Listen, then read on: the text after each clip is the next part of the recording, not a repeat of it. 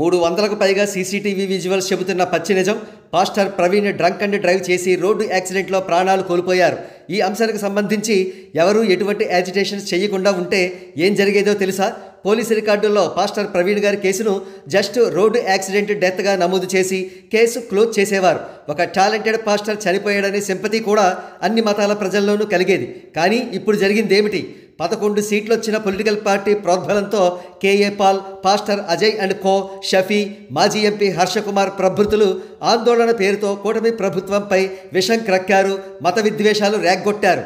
నా పుట్టలో వేలెడితే కొట్టనా అని చేమ అన్నట్లుగా కూటమి ప్రభుత్వానికి తెక్కరేగింది. పోలీసు డిపార్ట్మెంట్ వారిని పూర్తి స్వేచ్ఛగా ఎంక్వైరీ డీప్గా చేయమని ఆదేశించారు. ఇంకేం, పాస్టర్ ప్రవీణ్ భాగోతం బట్టబయలైంది.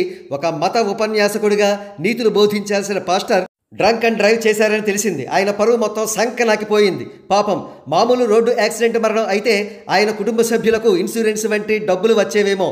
కానీ ఇది డ్రంక్ అండ్ డ్రైవ్ కేసు కాబట్టి ఆ రకమైన ఆర్థికపరమైన బెనిఫిట్ ఇప్పుడు ఎక్స్పెక్ట్ చేయలేం. కాగా ఇప్పుడు కేఏ పాల్, అజయ్, షఫీ ఇంకా పాస్టర్ల సమూహాలు వారి తలను తీసుకువెళ్ళి ఎక్కడ పెట్టుకుంటారో చూడాలి. అయితే ఇంకా రాజమండ్రి, కాకినాడ వంటి కొన్ని ప్రాంతాల్లో పాస్టర్లు ఆందోళన చేస్తున్నట్లుగా తెలుస్తోంది. బహుశా 11 సీట్లు వచ్చిన పొలిటికల్ పార్టీ అధినేత వారందరినీ భ్రష్టు పట్టించేంత వరకు నిద్రపోయేలా లేడు. అవును మరి, తనకు తోడుగా వారిని కూడా అధపాతాళానికి లాక్కొచ్చేయాలిగా మరి.